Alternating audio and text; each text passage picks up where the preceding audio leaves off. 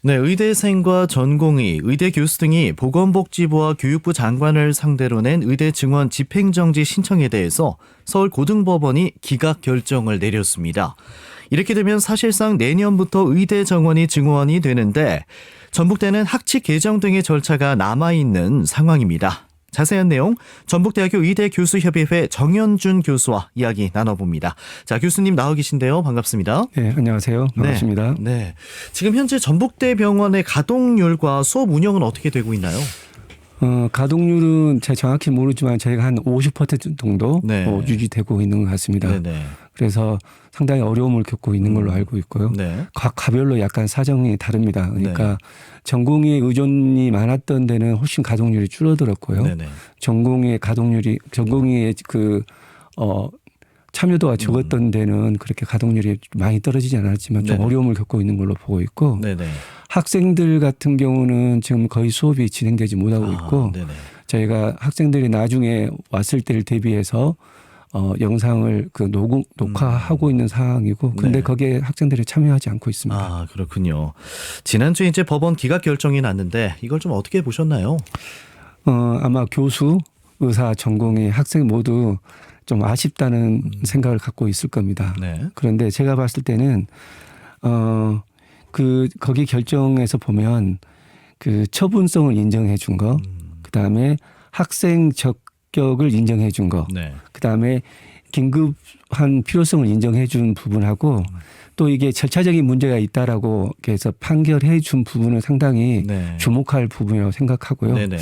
또한 우리가 정부로부터 보이지 않았던 자료들 다 제공을 받았잖아요. 예. 물론 다 제공하지 않았지만 근데 그걸 통해서 정부의 그 2,000명 증원에 대한 문제점 그리고 절차적인 문제점 그다음에 그 과학적인 근거가 없었다는 것이 밝혀졌다는 것은 상당히 의의가 크다고 생각합니다. 네네. 그런데 이제 뭐가 또 있냐면 이런 판결을 내는 데 있어서 증원이나 배정 과정의 문제점은 지적을 했고 네.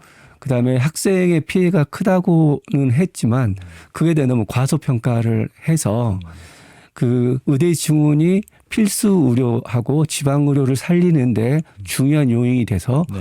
공공복리의 그 이익을 저하할 수 있기 때문에 기각을 한 거거든요. 그러니까 이 두 개를 무게를 쟀을 때 공공복리가 더 크다라고 네. 판결을 내린 부분이 있어서 네네. 저희는 향후에 이 공공복리가 꼭 의대 증원으로만 되는 것이 아니라는 걸 좀 밝히려고 노력하고 있습니다. 네. 아쉽지만 그 안에서 어떤 좀 희망도 발견하시고 가능성도 네, 보신 맞습니다. 것 같은데 지금 현재 그러면 복귀한 의대생과 전공의는 그다음에 있었나요? 없었어요? 지금 거의 없다고 생각하시면 거의 됩니다. 없어요. 네네네. 네. 이대로 국시나 전문의 시험에 응하지 않는다면 어떻게 되는 거예요? 이게 우리 교수들이 걱정인 게 현실로 나타날 건데요. 네네. 일단 졸업생이 없어지게 되면 네. 신규 의사가 없을 거고 신규 의사가 없으면 새로운 어떤 인력이 병원으로 들어올 수 있지 못하게 되는 거고 네.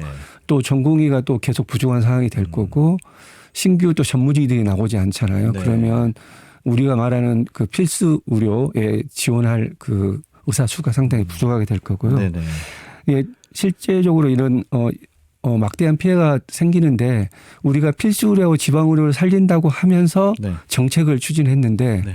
결국 거기에 부합하지 못하게 여러 가지 문제점이 발생한다는 게 가장 큰 문제고 결국 필수 의료 붕괴가 눈에 보이는 거기 때문에 상당히 걱정이 많이 됩니다. 네. 거기에 이제 보시면 의학과 학생들이 지금 수업을 듣지 않고 있거든요. 네. 그러면 얘네들이 진급을 못 하게 되고 그러면 예과 1학년 학생들이 2배가 되잖아요. 그러니까 300명 이상이 또 수업을 받게 돼야 되는 상황이 예. 생기기 때문에 네네. 이게 졸업할 때까지 계속 문제를 가지고 갈 거기 때문에 저희한테 상당히 심각한 문제라고 생각합니다. 아, 그렇군요. 이 공백이 그냥 단순히 지금 문제가 아니고 이게 연쇄적으로 나중에 문제가 계속 네네, 되다 맞습니다. 보니까 네. 문제다라고 말씀하셨는데 지금 교수나 전문의들도 올 연말에 집단 이동이나 사직하는 그런 현상이 나타날 거라는 전망도 나오고 있는데 그 이유는 뭔가요? 교수님들이 사직을 생각하는 그 여러 가지 생각이 있어요. 네네. 첫 번째는 학생 휴학, 그다음에 전공의 휴직에 대해서 좀 이렇게 힘을 보태주자라고 하시는 분도 계시고 예. 어떤 분은 의사로서 교수로서 이 상을 아무것도 할 수 없다는 어떤 무력감 때문에 그만두시겠다 하신 분도 계시고 네. 또 어떤 분들은 전공이 사직으로 인해서 육체적으로나 정신적으로 힘들잖아요. 그렇죠. 그래서 도저히 난 버티기 힘들다 이래서 사직하는 분들이 하려고 하거든요. 네네. 그래서 결국 시간이 지날수록 전공의 공백이 커지면 점차 사직하는 분들이 생기지 않을까. 네. 예, 뭐 단체 사직 이게 아니라 네네. 저절로 순차적으로 조금씩 생길 거라고 생각하고 있습니다. 어떤 집단의 행동이 아니고 개인적인 이유들, 네. 이런저런 이유들로 네. 사직이 이어지지 않을까 말씀하셨고요. 그런데 이제 당장 기대할 수 있는 부분은 내년도 의대 증원에 관한 학칙 개정안을 부결하는 방법인데 정부안의 절반만 반영을 했죠. 네. 네네. 예, 지금 보면 우리 대학은 네. 정원이 142명으로 되어 있습니다. 네네. 근데 정확히 보면 우리 정원은 110명이고요. 네.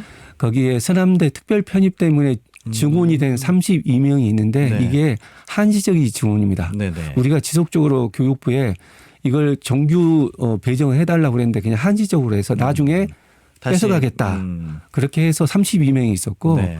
그래서 저희는 이번에 증원 배정할 때 네. 32명에 대한 확정된 배정으로 해달라 네. 요청을 했었고 네네.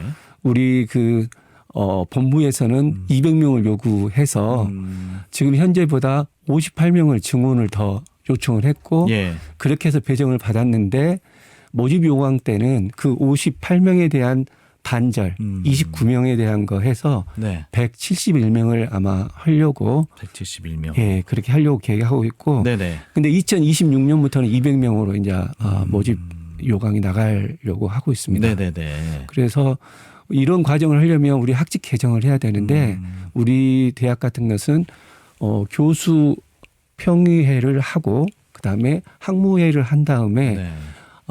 대학 평의원회를 통과를 해야만이 학칙 개정이 됩니다.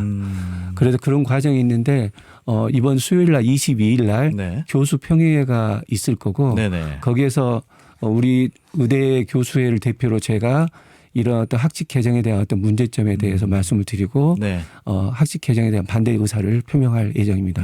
앞으로 진행될 절차들을 이렇게 말씀을 하셨고요. 네.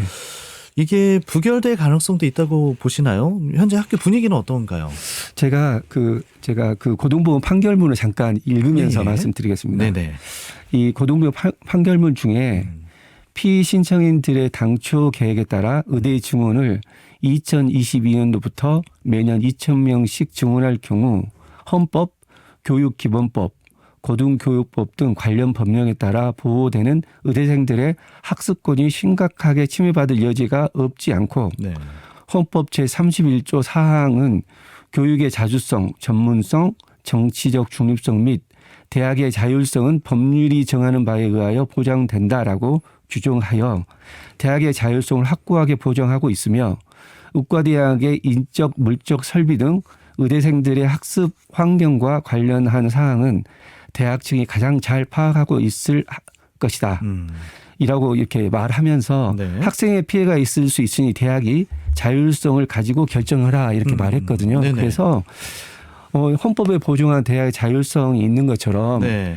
부산대, 제주대, 경북대 등 다른 국립대의 예. 병원은 물론 네. 우리 대학 교수님들도 문제를 공감하고 교수 평의원님들도 법과 절차를 무시한 의대 증원에 관한 학칙 개정에 대해 반대하실 거라고 생각하고 있습니다. 그래요? 그러면 이제 학교 자율권을 이제 법적으로 보장을 한다고 보여지는데 네네네. 이렇다고 했을 때 정부 제재 등 뭐 불이익은 또 어떻게 예상을 하시나요? 아까 말한 헌법에서 자율성을 보장하고 있고 네네네. 고등교육법 19조 2항에 보면 네.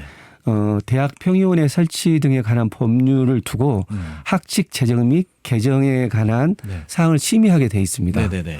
그래서 법률적으로 보장하고 있는 거거든요. 네네네. 그런데 아마도 말씀하신 대로 정부가 여러 가지 방법으로 뭐 그 경제적인 거나 어떤 인적인 부분 여러 가지 그 방법으로 각 대학을 제재를 가할 거라고 생각하고 있습니다. 네네네. 근데 하지만 이런 불이익이 무서워서 대학이 자율성을 포기한다면 아마 역사 앞에서 우리 스스로가 떳떳하지 못할 거라고 생각하고 있습니다. 불이익을 감수하고서라도 대학의 네. 자율성을 좀 보장받고 싶다. 네네, 맞습니다. 네, 그렇게 말씀하셨고요. 그렇게 된다면 이제 정부와 또 감정의 문제로 좀 치닫게 되는 경우가 생기는데 최후의 상황도 좀 상상을 해보셨나요? 어떤 모습일지 상상을 그러니까 해보셨는지. 저희가 상상하기도 싫은 상황이긴 한데 네네. 아마도 몇 년간 학생들 교육이 있잖아요. 교육이 정상화되기는 상당히 어려울 거라고 생각이 되고 네. 대학병원이나 또 상급종합병원처럼 큰 병원들은 아마 도산 위기에 빠질 가능성이 높습니다. 네. 그렇고 아마 의료 시장이 많이 격변을 할 텐데 공공보험이 약간 쇠퇴하고 사보험이 이렇게 네. 많이 강화되는 것이 가장 걱정되는 부분이라고 생각합니다. 그렇게 되면 이제 뭐 의료계뿐만 아니라 국민 전체가 다 피해를 보는 상황으로 맞습니다. 가게 네. 되는데 좀 그런 최악까지는 좀 치닫지 않았으면 하는 마음이고요. 네, 맞습니다. 가장 큰 피해는 지방도시 공공의료가 입게 될 거란 그런 전망도 있더라고요. 네. 좀 어떻게 말씀하실까요? 그러니까 그렇지 않아도 지방의료가 가장 문제여서 지방의료를 살리자라고 예. 내용의 취지인데 특히 지방의료가 지금 어려운 상황인데 이 구조가 되면 수입 구조도 또 악화가 될 거고요. 그다음에 필수 의료를 지원한 의사 인력들이 네. 더 지원을 안 할 거거든요. 전공의들이 지금 이야기가 자기는 필수를 안 하겠다. 네. 그냥 훨씬 더 편한 과를 하겠다라고 지금 하고 있어서 네. 아마 더 인력 수급에도 더 어려움이 많이 발생할 거로 생각하고 있습니다. 그렇군요. 자, 마지막으로 지금 가처분 신청이 기각된 부분에 대해서 항고를 하실 거다 이렇게 의사를 밝히셨는데 전국적 차원의 또 아니면 뭐 전북대 차원의 계획은 어떤 건지 말씀해 주시죠. 지금 가처분 신청이 기각된 거에 대해서 대법원의 항고는 제 항고는 돼 있습니다. 네. 제 항고는 돼 있고 근데 아직 남아 있는 13,000명에 대해 제출한 고등보험 판결이 아직 남아 있고요. 네. 그래서 이걸 빨리 5월 30일 이전에 발표를 해주라라고 지금 촉구하고 있는 상황입니다. 네. 그래서 전국 단위로는 저희가 전국의사 교수협의회라고 해서 전유교협이 있거든요. 네. 거기에서 지금 발표할 예정에 있는 내용은 뭐냐면 모집 요강 발표를 항고심 3개 그리고 대법원 판결이 나올 때까지는 멈춰주라. 그래야만이 이 사회적 혼란이 없다라는 네. 걸 이야기할 거고 또한 절차에 따라 학칙 개정이 됐거나 학칙 개정 없이 의대 증원이 진행된다면 이건 법률적인 문제가 있다라는 걸 이야기하고 네. 대학의 학칙 개정에 대한 결정을 좀 존중해서 대학의 자율권을 보장해 주라라고 하는 게 저희 그 전의교협에서는 요청할 내용이고요. 네. 우리 전북대학교에서는 아까 말한 22일 날 교수평의회에서 네. 의과대학 입장하고 학칙 개정이 부당함을 말씀드려서 학칙 개정을 좀 이렇게 반대하고 추후에 있을 학무회의, 대학 평의원 회의에서도 우리가 그 의견을 드려서 부결될 수 있도록 노력하려고 하고 있습니다. 알겠습니다. 앞으로 진행될 단계들이 참 많이 남아 있는데 어떻게 진행이 되는지 좀 지켜보도록 하겠습니다. 네. 오늘 말씀 여기까지 듣겠습니다. 고맙습니다. 감사합니다. 네, 전북대학교 의대교수협의회 정현준 교수였습니다.